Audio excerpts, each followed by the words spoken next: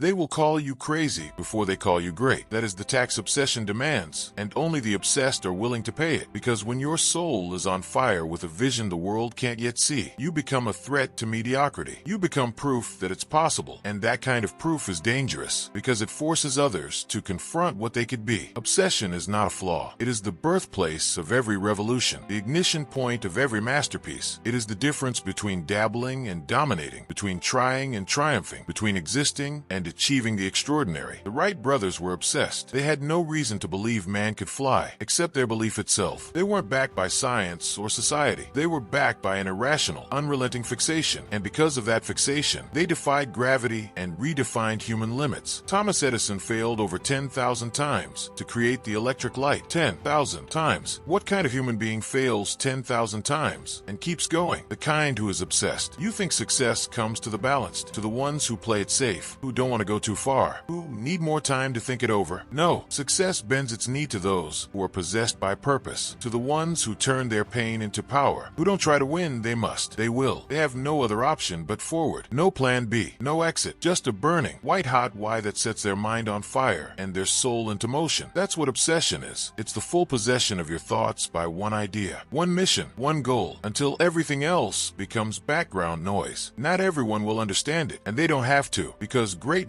is a language the average refuse to learn. They want harmony. You want victory. They want comfort. You want legacy. And legacy doesn't come from a balanced life. It comes from an unbalanced devotion to one purpose. You want to know what it really takes to succeed. It takes walking alone when everyone else turns back. It takes being misunderstood, criticized, laughed at, dismissed, and moving forward anyway. It takes obsession that burns so deeply in your core that even your darkest day couldn't put it out. People say, don't work too hard. They say, success isn't everything. They say, you need to relax. No, you don't need to relax. You need to rise. You need to become obsessed with the person you know you're meant to be. You need to wake up and breathe your vision like it's oxygen. Because until you do, the world will hand you the scraps of those who do. Clarity begins where hesitation ends, and obsession erases hesitation. You want clarity? Get obsessed. Obsession forces focus. It kills distraction. It obliterates excuses. It replaces doubt with action. And in a world drunk on comfort and laziness, obsession is your competitive advantage. When others are scrolling, you're studying. When others are sleeping, you're building. When others are hoping, you are creating. There will be nights when you're exhausted, when no one believes in you, when you're tempted to quit, and those are the moments that shape the legend, not the easy days, the brutal ones, the ones that test your discipline, not your motivation, the ones that ask, how bad do you really want this? The ones that whisper, go back to normal, and wait for you to surrender. But you don't surrender, you double down, because you didn't come this far to be almost great. You came to become the one who did what others wouldn't dare. You see, the world has never been changed by those who kind of wanted it. History was never made by those who were interested. It was carved into time by the obsessed, the consumed, the ones who would rather be exhausted chasing greatness than well-rested in mediocrity. You think Henry Ford built an empire by balancing work-life harmony. You think Carnegie created steel dominance by clocking out at 5. You think Disney dreamed up an entire universe of imagination by taking it easy? No, they were consumed, not by the world, but by a vision the world didn't yet understand. They were mocked before they were praised, broken before they were built, alone before they became legends. And that's the price. That's the process. You don't stumble into success. You don't trip into wealth. You don't land in legacy by chance. You build it brick by brick with your sweat, your blood, and your unwavering focus. Obsession is not just wanting it, it's becoming it. It's when the goal isn't just a goal anymore. It's who you are. It's written in your DNA. It echoes in your heartbeat. It pulses in your bloodstream. That's why you can't stop thinking about it. That's why the dream won't go away. That's why you feel different, like you were made for more. Because you were. You are not here to conform. You are here to conquer. But conquering doesn't begin with applause or admiration. It begins with silence, with sacrifice, with you, alone in the dark, doing the work no one sees, planting seeds that won't bloom for months, maybe years, but you water them anyway. Because obsession doesn't need approval. Obsession doesn't wait for permission. Obsession moves, even when no one else does. And here's the truth no one wants to admit. You will lose friends on the way up. You will outgrow people who only knew the old you. You will be called arrogant, intense, selfish, but let them talk. You are not here to make people comfortable. You are here to make yourself capable. Capable of carrying a vision so massive that it scares you. Capable of climbing so high that you forget what limits feel like. Capable of enduring storms that would destroy the average, but refine you. This is what it takes. Not positive thinking alone. Not hope. Not luck. Obsession. A mind hijacked by mission. A heart welded to a cause. A soul on fire with unshakable belief. You want the world to remember your your name. Then get to the point where every single thought, every decision, every hour of your day bends in the direction of your goal. No wasted time, no dead conversations, no meaningless distractions. Your life becomes a funnel, and only your vision passes through. Wake up early, not because it's trendy, but because your dreams don't rest. Work late, not for hustle porn, but because excellence demands it. Say no, not to be hard, but because every yes must feed the flame. This is not for the faint of heart. This is not for the comfortable, the casual, or the ones still trying to impress people who don't matter. This is for the driven, the relentless, the ones who have tasted mediocrity and spat it out. So when people ask you, why are you working so hard? Why are you so intense? Why can't you just be happy with what you've got? You look them in the eye and say, because what I've got isn't who I'm called to be. Because what I've got isn't who I'm called to be. There's a version of you that already exists in the mind of God, in the vault of possibility, in the unseen realm where all greatness is first forged. And that version isn't interested in being good enough. That version is obsessed with becoming undeniable. You're not here to fit in. You're here to rise above. And to rise, you must burn. Burn the lies you've been told about playing it safe. Burn the story that says too much ambition is dangerous. Burn the belief that says wanting more is selfish. It is not. Wanting more, becoming more, doing more is your responsibility. Because when you rise, you raise others. When you break limits, you show others how to do the same. Your obsession is not just for you. It's for every soul that needs your example to wake up from their own slumber. That's why your dream haunts you. That's why mediocrity hurts more than failure. Because deep down, you know, this life is a one-shot deal. No rewinds, no second takes, just now and what you do with it. The clock doesn't stop because you're unsure. The world doesn't pause for your comfort. Every second you hesitate, someone else with less talent, less opportunity, but more hunger is moving. And the ones who move the fastest, the ones who break through, they're not the most gifted, they're the most obsessed. They treat success like oxygen. They treat failure like feedback. They treat discipline like devotion. You think obsession makes you weird? Good, be weird. You think it makes you intense? It should. You think it makes people uncomfortable? Let them squirm. You were not made to dim. You were made to ignite. You were not born to be lukewarm. You were born to burn with purpose. So ask yourself, are you all in? Not are you interested? Not are you hopeful? Are you all in? Would you sacrifice your comfort? Would you abandon your distractions? Would you keep going even if no one claps, no one calls, no one believes? Because here's the truth. Success doesn't come to the one who wants it. It comes to the one who refuses to live without it. The one who works when it's boring. The one who shows up when it's hard. The one who stops asking for motivation and starts moving from conviction. And that conviction, it doesn't come from books or podcasts or hype. It comes from within, from a choice that says, I don't care how long it takes. I don't care how lonely it gets. I don't care how many times I fail. I am not leaving this life without becoming who I was born to be. Let that sink in. Let it shake your spine. Because when your dream becomes a demand, when your vision becomes a vow, when your standard becomes non-negotiable, that's when the tide turns. That's when the universe starts to bend in your favor. That's when luck seems to show up because you've earned it. That's when momentum kicks in because you've moved without it. The world responds to the obsessed. It ignores the uncertain. It forgets the passive, but it remembers the ones who burned their name into time. And every single one of them, from the titans of industry to the revolutionaries of thought, they all had this in common. They became one with the mission. They didn't try. They transformed. Obsession doesn't visit you. It consumes you. And once it does, you don't chase success anymore. You embody it. You become the vision before the vision becomes real. And this is where most people get it wrong. They wait to feel ready. They wait to feel qualified. They wait for signs, for support, for security. But the obsessed don't wait. They declare. They decide. And then they move with such intensity that the world has no choice but to respond. Identity precedes outcome. You don't become successful and then act like it. You act successful before the world gives you permission to be. You walk like it. You talk like it. You move like it. You show up to your life like the deal is already done, because in your mind it is. That's what obsession gives you. It's not just fire, it's certainty. It's the unshakable knowing that your outcome is inevitable as long as you refuse to stop. Discipline is no longer a struggle. It becomes automatic. Focus isn't a task, it's a reflex. Sacrifice isn't painful. It's the price gladly paid by the obsessed. And yes, sacrifice will be required. You will sacrifice comfort. You will sacrifice relationships that drain your energy. You will sacrifice distractions that keep you average. You will sacrifice the version of you who settles for someday. But what you gain in return is everything. You gain a mind that bows to no fear. You gain a heart that never folds under pressure. You gain peace, not because life gets easier, but because you've become stronger. That's the real power of obsession. It doesn't just build your dream, it builds you. It forges a new self, a self that can lead, endure, and thrive in the fire. A self that doesn't look for the easy way, a self that creates the way. Because every vision worth having will test you. Every destiny worth chasing will demand you evolve. And obsession is what bridges the gap between the you of now and the you that the world will never forget. So no, this is not a motivational speech. This is a wake-up call. A call to burn the excuses, to break the average, to stop tolerating anything less than the standard you were born to raise. And maybe, just maybe, you've been playing small, not because you're weak, but because you haven't claimed the fire inside you yet. But now it's time. Time to stop calling it a dream and start calling it a duty. Time to stop asking for less pressure and start becoming more powerful. Time to stop wondering if and start declaring when. You are not behind. You are not broken. You are becoming. Becoming the one who won't fold under failure. Becoming the one who doesn't flinch when doubted. Becoming the one who moves in silence and builds in darkness until the results are so loud no one can ignore them. This is not hype. This is truth. This is not inspiration. This is transformation. And it will cost you. Make no mistake. But it's a cost you're willing to pay, because what's the price of a life wasted in regret? Let others settle. Let others hesitate. Let others doubt and delay. You were made for fire. You were built to obsess, not to dabble, not to half-try, not to tiptoe through life, hoping to avoid failure. You were built to rise through the chaos, to adapt, to dominate, to turn adversity into acceleration. You think the road to success is clean, linear, paved with inspiration and applause? No, it is a battlefield of the mind. It is a forge for the soul, and only the obsessed survive. Why? Because they don't fear resistance. They require it. Every setback is a spark. Every no is oxygen. Every betrayal, every delay, every gut-wrenching failure, it all becomes fuel. To the obsessed, pain is information. Rejection is redirection. Doubt is proof you're getting close. You think winners never suffer? Read the biographies. Lincoln was crushed by failure, haunted by depression, defeated in nearly every election, until he became the one name history could never forget. Walt Disney was fired for lacking imagination. He went bankrupt, slept in his office, had doors slammed in his face over and over, until he stopped asking for a seat at the table and built his own kingdom. What did they have that others didn't? They were possessed by vision. They were not distracted by approval. They were obsessed with something so real, so burning, so undeniable, that even reality had to eventually bow to it. And that's the turning point in your own story. When your vision becomes bigger than your environment, when your purpose becomes louder than your excuses, when your drive is no longer dependent on external conditions, it's a storm you create on command. That is what it means to adapt, because obsession isn't rigid. It's relentless. It doesn't break under pressure. It bends the pressure until it fits the mission. You pivot, you adjust, you evolve, but you never stop. You stay married to the outcome, but flexible with the path. You learn, unlearn, relearn, without ego, without pride, without clinging to who you used to be. Because who you used to be is not enough. The next level of your life demands a new level of you. And here's the hard truth. Most people don't fail because they don't have the talent. They fail because they refuse to adapt. They're loyal to an old version of themselves, a version that plays small, that waits, that fears being uncomfortable. But the obsessed, they kill comfort for a living. They walk into uncertainty like warriors. They make chaos their home. They welcome pressure like oxygen, and they smile in storms that would drown the undisciplined. Because when you're truly obsessed, nothing is wasted. Not the betrayal, not the delay, not the heartbreak, the silence, the setbacks. It all becomes a weapon. And when others fall apart under adversity, you become dangerous. Because the stronger the wind, the stronger your roots grow. Because the longer it takes, the deeper your hunger becomes. Because while they complain about the cost, you become the kind of person success cannot ignore. You see, the goal isn't just to get what you want. It's to become the person who deserves it. And that becoming is where obsession does its most sacred work. It strips you of who you're not. It exposes every weakness, every excuse, every comfort you've hidden behind. And it forces you to evolve into someone unrecognizable from the average. It rewires your nervous system. It sharpens your senses. It heightens your awareness and carves your instincts into blades, until the version of you that used to doubt is gone, until the version of you that needed motivation is dead, until the only thing left is an unstoppable force, a soul with one direction forward. Not perfect, but relentless. Not fearless, but unwilling to fold. And you want to know the irony? The moment you become this person, this weaponized version of yourself, is the same moment the world starts calling you lucky. They'll say, must be nice. They'll say, you're gifted. They'll ignore the nights you bled, the years you stayed silent, the battles you fought behind closed doors. But it doesn't matter, because you didn't come to be understood. You came to be unforgettable, not popular, not liked, not even praised. Unforgettable, stamped into the memory of time, because you dared to become something most never do. Fully alive, fully committed, fully obsessed. And that kind of life, it's not built on luck. It's not handed down. It's not gifted from some mountain of privilege. It's earned in silence, in struggle, in the unseen hours, when everyone else is sleeping, scrolling, or settling. It's earned when the dream becomes your North Star, and everything else becomes noise. Because at some point, you stop chasing opportunities and start attracting them. At some point, your vision becomes magnetic, not because because you're louder, but because you're more aligned, more dangerous, more focused, more grounded in who you are and what you will never compromise again. And that's the shift most never make, the shift from hustle to purpose. You can hustle and still feel lost. You can grind for years and still wonder if you're climbing the wrong mountain. But once you find why you must climb, everything changes. Purpose is what obsession feeds on. Purpose is what gives obsession its direction. Without it, your work becomes frantic. Your ambition becomes hollow. But with it, your fire becomes divine. You stop being a machine and you become a mission.